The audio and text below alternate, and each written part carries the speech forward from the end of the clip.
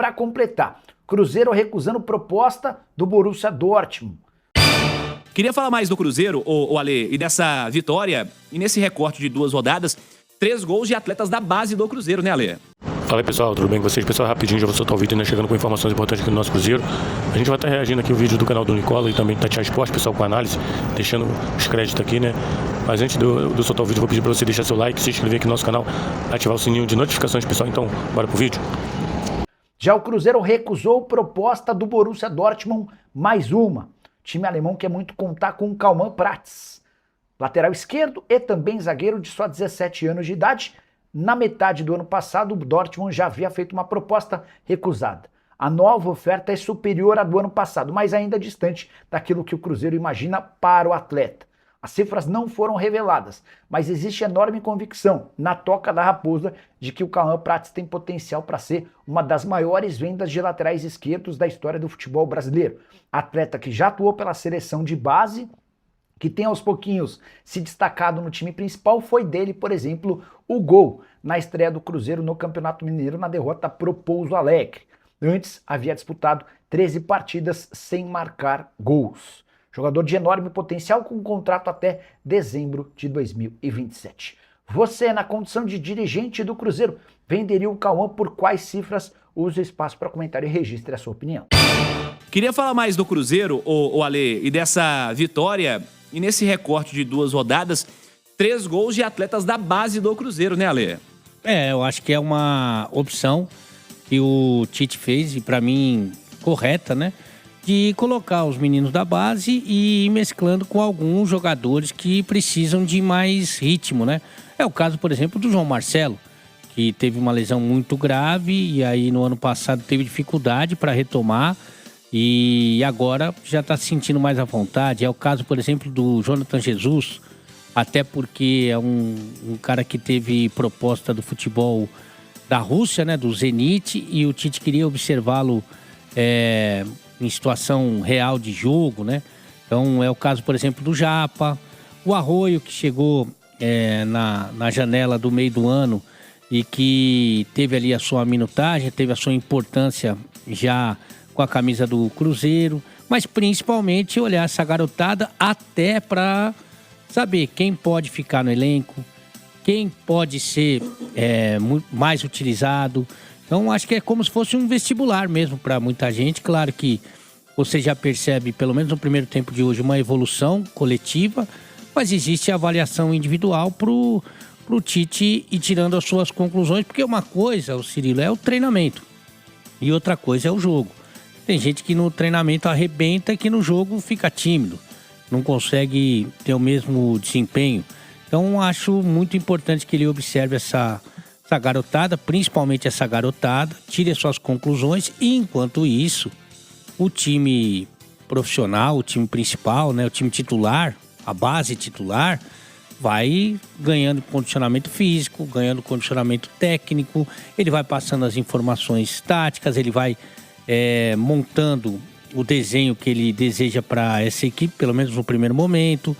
E também vai jogar, né? E também vai ter as suas oportunidades de ir ganhando entrosamento, ritmo de jogo mesmo. Então, acho que é natural esse processo. Eu sei que o torcedor está ansioso para ver o time titular, principalmente com a presença do Gerson, né? Mas precisa ter um pouquinho de cautela, porque tá preparando a máquina, sabe? Tá preparando a máquina para, aos poucos, ir soltando aí, colocando na pista. Lembrando que o Cruzeiro tem esse desafio do fim de semana. O Pansieri falou da tendência de mais caras do elenco principal estarem à disposição para o jogo contra a equipe do Uberlândia, sábado às 6h30. Depois do meio de semana, o Cruzeiro joga em casa de novo contra o Democrata. Na quinta-feira, às 6h30, esse jogo que eu citei que mudou de horário. E aí, na quinta rodada, no domingo, dia 25, já é o clássico contra o Atlético fora de casa, na Arena MRV. Há 4 dias da estreia no Campeonato Brasileiro, o Cruzeiro vai ter o Botafogo como adversário no Rio de Janeiro. Vai subindo o nível aos poucos, né, Ale? Eu acho que é natural. Seria realmente importante que o time titular jogasse pelo menos uma partida antes do clássico, né, o Cirilo, para o Tite entender, fazer as correções e para a galera ganhar ritmo e tal. E aí depois jogar o clássico já numa situação mais confortável para eles, atleta, para ele, Tite, né? Para depois estrear com tudo no Campeonato Brasileiro, nesse novo formato, né, de temporada, de calendário.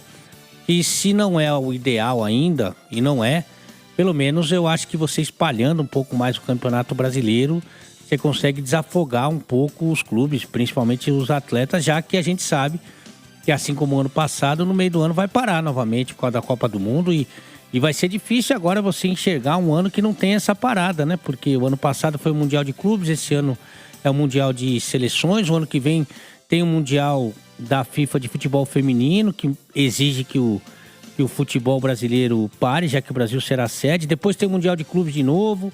Então, eu acho que o calendário, como eu disse, não é ainda o melhor, mas eu acho que já vai dar uma ajudada já com esse novo formato.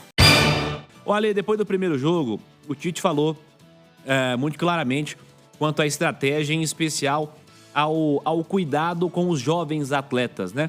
Que ia dar sequência, que ia dar mais uma oportunidade, que o resultado do fim de semana que foi negativo não iria limitar a participação de outros jovens, né? Falar, perdeu o jogo, tá tudo errado.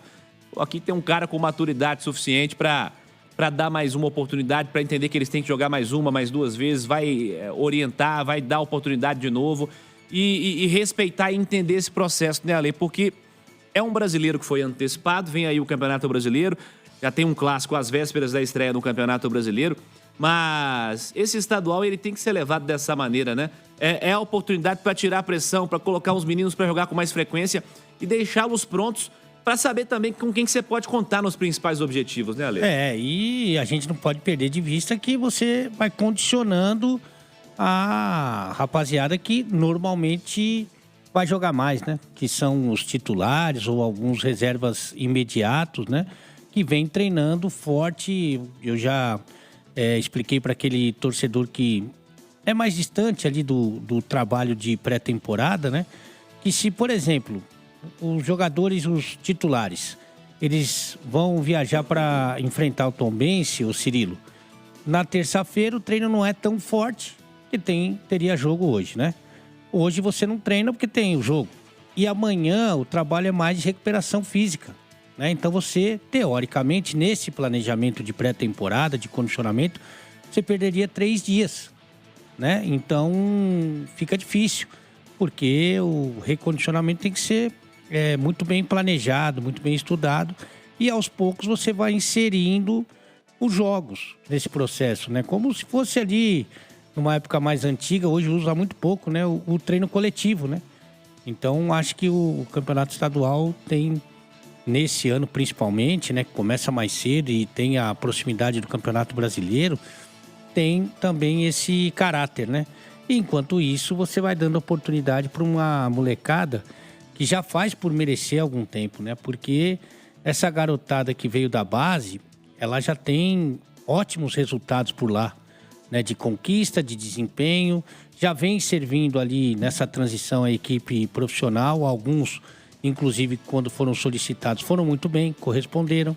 E agora, de uma maneira mais efetiva, nesse início de campeonato, vão tendo aí as suas oportunidades e o Tite vai fazendo as suas avaliações. E que bom, né? Que você tem um treinador com personalidade, com tamanho, que pode segurar a bronca, porque perdeu o primeiro jogo como mandante, chega no segundo jogo, toma outra porrada, claro que tem reflexo, né? Claro que tem reflexo, mas ele segurou a onda com 2 mudanças, principalmente ali no setor ofensivo, manteve a garotada e o time correspondeu.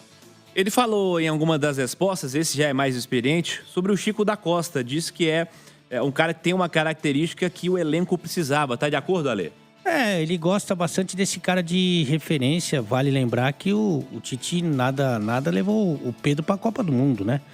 Ele gosta de ter essa opção. O Chico da Costa não será titular, mas em determinado momento do jogo ele precisa de um centroavante que é mais posicional. Ale. E o Chico da Costa tem essa característica. Então é isso aí, pessoal. Já que você chegou até aqui no vídeo, não se esqueçam de dar aquela moral, se inscrevendo aqui no nosso canal, deixando o like, a opinião de vocês aqui nos comentários, galera. Vai nos ajudar bastante, né? Pra gente estar trazendo esses cortes aí de notícia do nosso Cruzeiro todos os dias aqui pra vocês, galera. Rapaziada, então é isso. Esse aí foi mais um vídeo de hoje. A gente vai ficando por aqui, né? Um forte abraço a todos. Fiquem todos com Deus. E até o próximo vídeo, galera. Fui!